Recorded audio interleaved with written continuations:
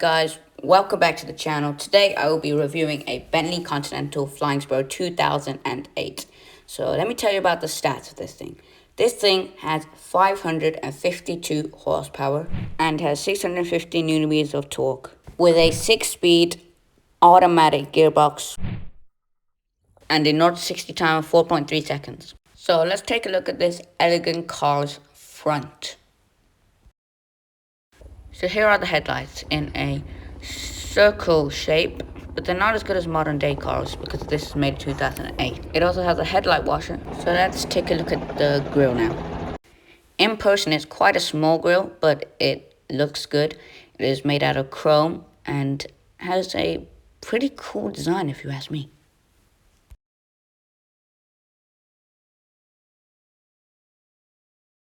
Let's take a look at the side now. First up on the side, let's look at the wheels. Okay, so the Flying Spur's wheel size is 20 inches and it has 7 spokes on this type of wheel. And if you ask me, I really do like the design of the wheel. It doesn't have the brand logo, which most cars have. It just has the first letter, which is B. Let's take a look at the wing mirrors now. Underneath the wing mirror, it has a light. The light is yellow. And on this particular car, it is a body color paint.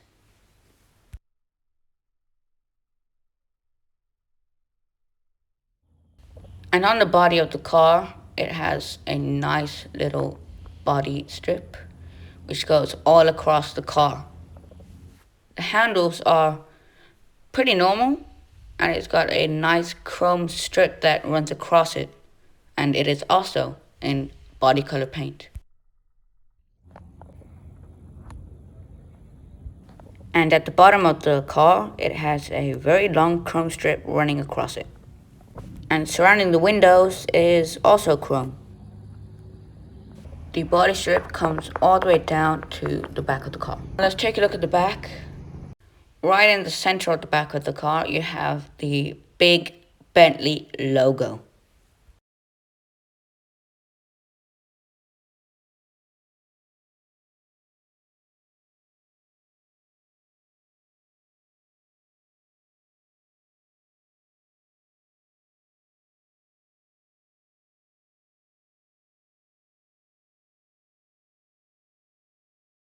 You have some unique taillights, which are cool, and a chrome oval exhaust surround. We'll take and listen to the sound in a bit.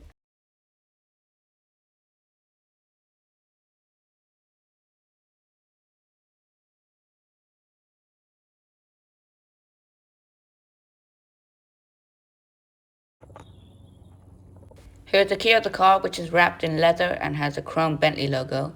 The sides are chrome as well. So open the car, let's go and take a look inside. The door shutting noise on the car is pretty nice, take a listen. And it also has soft closed doors to add to the luxury.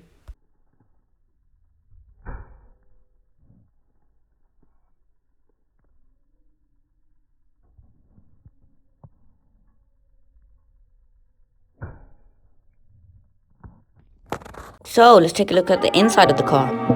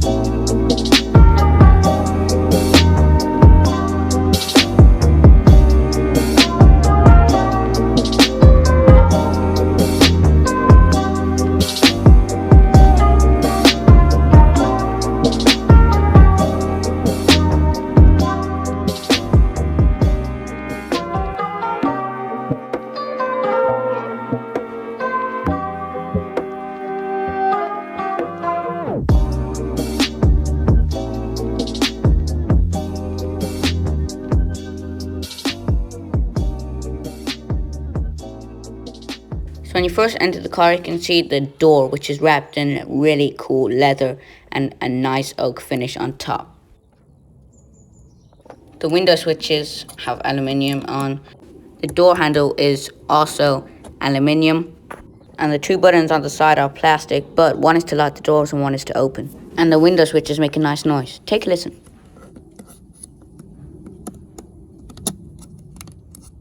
The windows have a child lock feature and has two extra switches, one for the boot and one to open the fuel filler cap. Let's take a look at the steering wheel now. The steering wheel is wrapped with fine leather. And in the center of the steering wheel, there is a Bentley logo. To the side, there is a volume up button, volume down button, a answer phone call button, a voice feature button, a menu button for the screen, a scrolling button, and press it down for an OK. That is the ESC button. On the other side, you have the cruise control up, cruise control down, set and reset button. You also have the cancel and on or off for the screen. On the side, you have a massive downshift paddle shifter and a massive upshift paddle shifter. You also have the indicator stalk and the wiper stalk. And on the right side of the steering wheel, you also have a manual engine start-stop, which you can use with the key. And just underneath the wiper stalk, you have some switches for the lights. So surrounding the gauge cluster, you have a nice wooden finish. And to the side of the gauge cluster, you got a massive vent and an organ stop.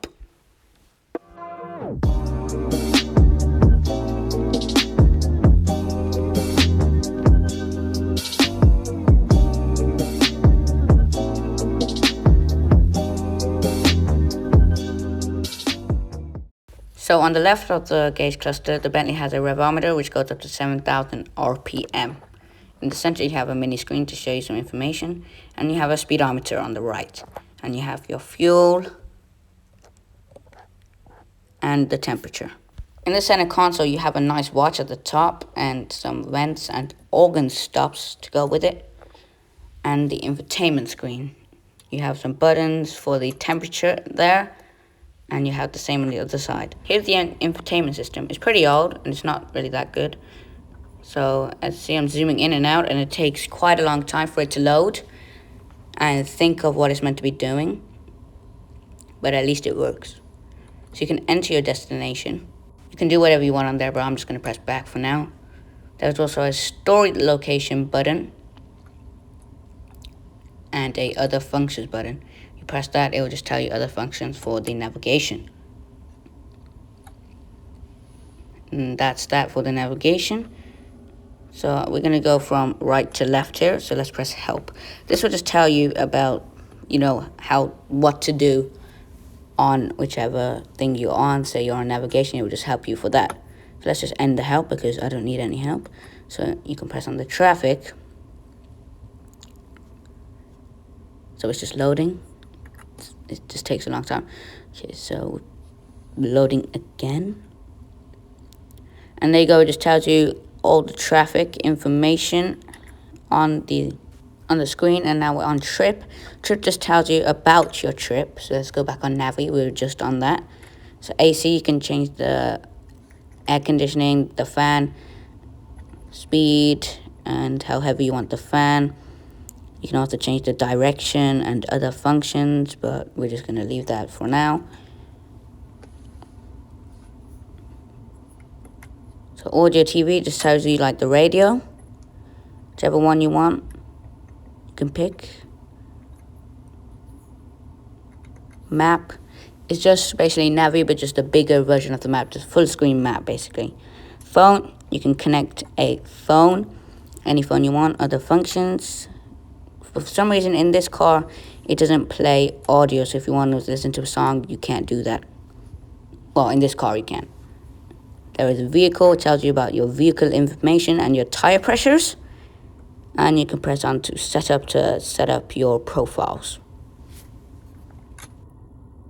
Alright, so let's go to the bottom section. There's band, CD, TV, and TP. Okay, so that's just your volume adjustment. And there you can pick a station. You can add to your favorites there And on the right side, there's your balance and your adjustments for your bass. The balance is literally just the balance for the audio.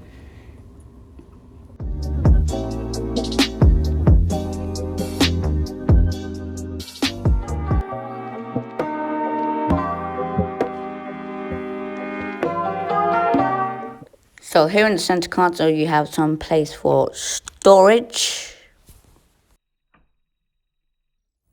And inside there's a cigarette lighter and a ashtray, but you can use that to store some stuff. And in the middle, you got an engine start stop. And on either side, you got heated seats and your hazard lights on the right side. You have something for the suspension and for the blinds at the back and to raise or lower the car. Now let us take a look at the center armrest. So we open it up, and the thing to open it up is aluminium, obviously. They both open on two sides, and you can store stuff in there, and the material feels really, really good. I think it's like a type of carpety suede, but it's just really nice.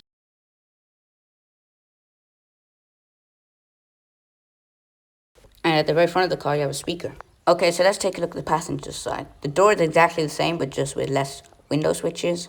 So you have memory seats. You have a button to move your headrest, button to move your backrest, button to move you forward or back, and a massaging seat and some lumbar support. So let's take a look at the glove box. The glove box is fairly big, so the seat belt is not too high and not too low. It's just about right. The leather on the seats are really nice and feel good quality, just like you expect from a Bentley. So let's take a look at the back seats now. Your knee room is good, and here is a POV of me showing the headroom. It is fairly good. The door is exactly the same as the other doors. You have actually heated seat in the back, and you have this storage behind the seat. The seat belt is again the same, and you have massaging seats. The headrest though is pretty cool because it adjusts to your height and your weight to come up, which is really cool. You can get this Bentley a 2-seater at the back or a 3-seater at the back. This one is a 3-seater, but you have an armrest, which is really nice leather. It looks really cool and does make you feel comfy if you put your arm on it. You can open it up for more storage, and again, the material is really nice. You can push it in to the back if it annoys you because it's staying open. And you have some cup holders. And the cup holders are on both sides. Door bins at the back are fairly large. You could probably fit a water bottle in there, but that's probably it. So let's take a look at the rear center console now. So here you have, again, a cigarette lighter and an ashtray, but you can use that for storage. You have some vents for air and the traditional organ stops.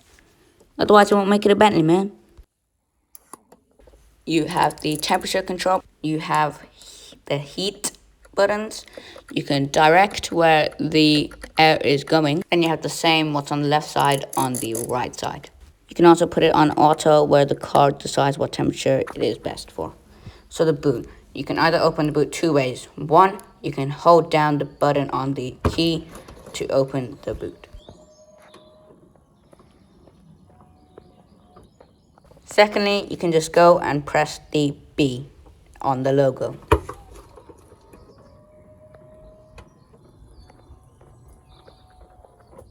Okay, so the boot capacity is 420 liters, and the carpet just feels extraordinary.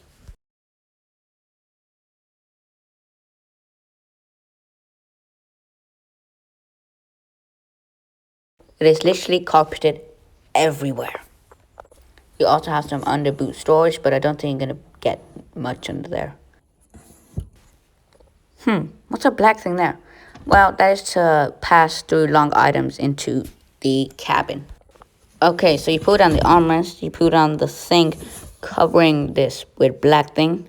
You get the key, you stick it into the key holder, you turn it left ways, and it should open. And there you go, you fit long items through. You just do that in reverse to close. So to close the boot, you have a button. It's electrically operated. And once you press it, it will just close.